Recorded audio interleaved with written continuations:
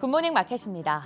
그간 악재가 없는 것이 곧 호재라는 듯 거침없이 올랐던 시장, 떨어질 때도 마찬가지입니다.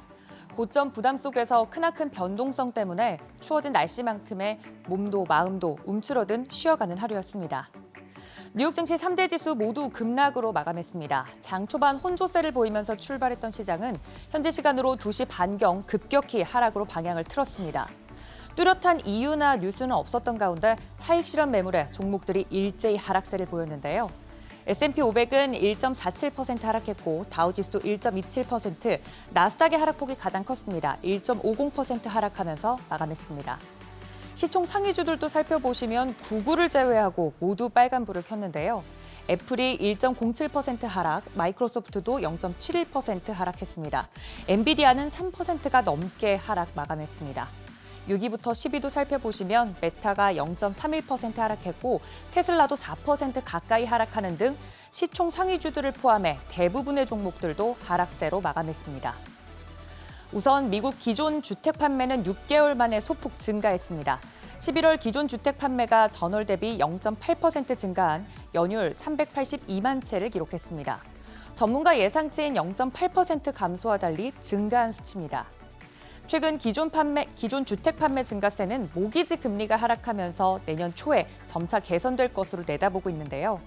이번 11월 지표는 모기지 금리가 높았던 지난 9월과 10월 매매 과정을 대부분 반영한 것으로 풀이됩니다.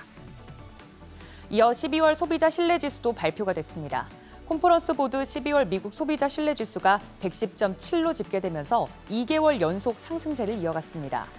전달 수치인 101에서 큰 폭으로 증가했고 시장 예상치인 104.5보다도 웃돌았습니다. 즉 소비자가 향후 경기에 대해 소득과 비즈니스, 고용 상황들을 고려해 봤을 때 전보다 낙관적으로 전망하고 있다는 것을 확인할 수 있었습니다. 이번 주 실적을 발표하는 기업 중 페덱스 살펴보자고 말씀드렸는데요. 실망스러운 실적과 연간 매출 전망치를 하향했다는 소식에 주가가 크게 하락했습니다. 경영진은 전 세계 산업 생산의 약화로 경제에 대한 우려가 겹치면서 기업들이 너무 많은 제품을 비축하는 것에 신중을 기하면서 해운 수요가 타격을 입었다고 전했습니다. 이처럼 기업들의 매출 전망이 악화하고 있는 점도 시장에 부담이 되고 있습니다. 노래 가사처럼 시장에 영원한 건 절대 없죠. 영원한 상승도 영원한 하락도 없습니다. S&P 500 지수 기준으로 역대 최고치인 4,796.56에 접근하면서 기술적 레벨 부담이 커진 상황이었습니다. 이번 달에만 4.4%가 올랐고 올해 들어서는 24% 이상 올랐습니다. FOMC 이후 거침없이 오름세를 보이다가 지수가 레벨을 높이면서 고점에 대한 경계론도 함께 커지고 있었기 때문에 기술적으로 잠시 숨고르기에 들어갔다는 분석입니다. 국채금리는 시장 변동성에 비해 미미한 흐름 보였습니다. 장단기물 모두 하락세로 마무리가 됐는데요.